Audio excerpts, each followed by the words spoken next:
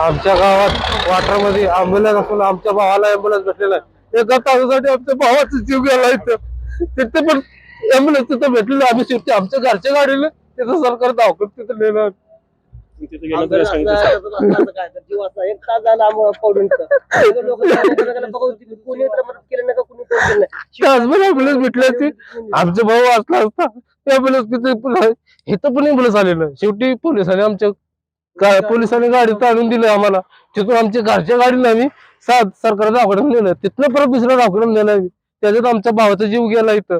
एकामध्ये धाड उडून जास्त थोडं होतं, जास्त मार लागून जास्त रक्त रस्ता रगरग झालं। 3 ठिकाणी रगरग झालं। ॲम्ब्युलन्स 1 तास लागेल, 1.5 तास लागली याला, 2 तास लागेल। इथं जर वाटरमध्ये गाडी असते तर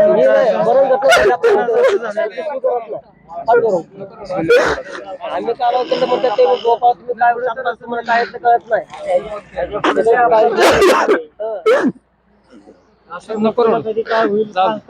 काल रात्री आमच्या ग्रामपंचायतचे सफाई कामगार यांच्या मुलाचा ह्या स्पॉटवर ऍक्सिडेंट झाला। आतापर्यंत जेव्हापासून या रोडचं काम चालू झालंय त्या 10-15 दिवसात प्रत्येक दिवशी 1-2 ऍक्सिडेंट होतात आणि आतापर्यंत कमीत कमी 3 ते 4 जणांचा ह्याच्यामध्ये दुर्दैवी मृत्यू झालेला आहे। हे जे काम चालू आहे हे काम कुठं अर्धवट सोडलंय, कुठं खड्डे सोडलेत, कुठं दिशादर्शक दाखवलंच नाही की इथं रस्ता संपतोय, तुम्ही गाडी स्लो करा। येणाऱ्या गाड्या सुसाट वेगाने येतात आणि अचानक जर त्यांना दिसला की रोड संपलाय तर त्या खड्ड्यात जाऊन ब्रेक मारला जातोय आणि त्या साईडला जाऊन कुठेतरी गटारामध्ये जात आहेत किंवा कुणाला तरी धडकतायत। रात्री सुद्धा तसाच प्रकार झालाय।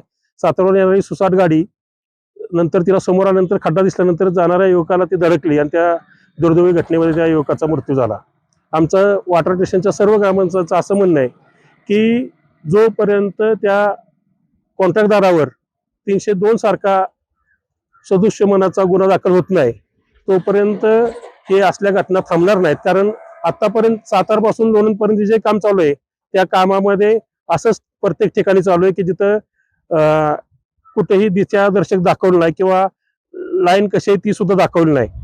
कुठं गटर त्या रोड पासून हाईटवर आहेत तर कुठं गटर त्या रोडच्या खाली गेलेत, त्यामुळे रोडचा अंदाज येत नाही किंवा मधनं साईड पट्ट्या मारल्या नाहीत, त्यामुळं माणसांना कळत बी नाही की रोड कुठं कट झाला आहे।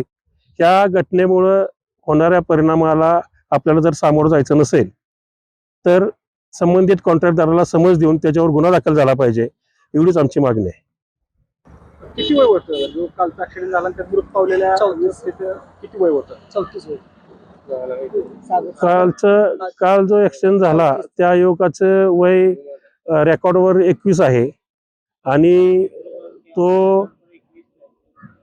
तो आपल्या इथल्या ग्रामपंचायतच्या कर्मचाऱ्याचा मुलगा होता। त्याच्यावर घराची पूर्ण जबाबदारी आहे आणि अशा युवकाचा रात्री दुर्दैवी मृत्यू झालेला आहे। नमस्कार, मी किरण चव्हाण। काल रात्री 10च्या सुमारास झालेला ऍक्सिडेंट सागर संपत चव्हाण या तरुणाचा इथं या रस्त्याच्या निकृष्ट कामामुळे त्याचा बळी गेलेला आहे।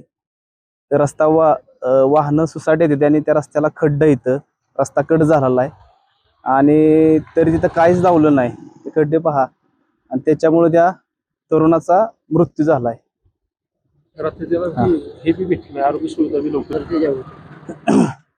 काल झालेल्या घटनेमध्ये त्या मुलाचं पूर्ण कुटुंब बेवारस पडलेलं आहे आणि त्या कुटुंबावर मोठी आता संकट आलेलं आहे आणि त्या घटनेमुळे मुलाच्या घरच्यांची परिस्थिती पूर्ण खालावली आहे। तरी मी विनंती करतो की त्याला न्याय मिळावा ही विनंती।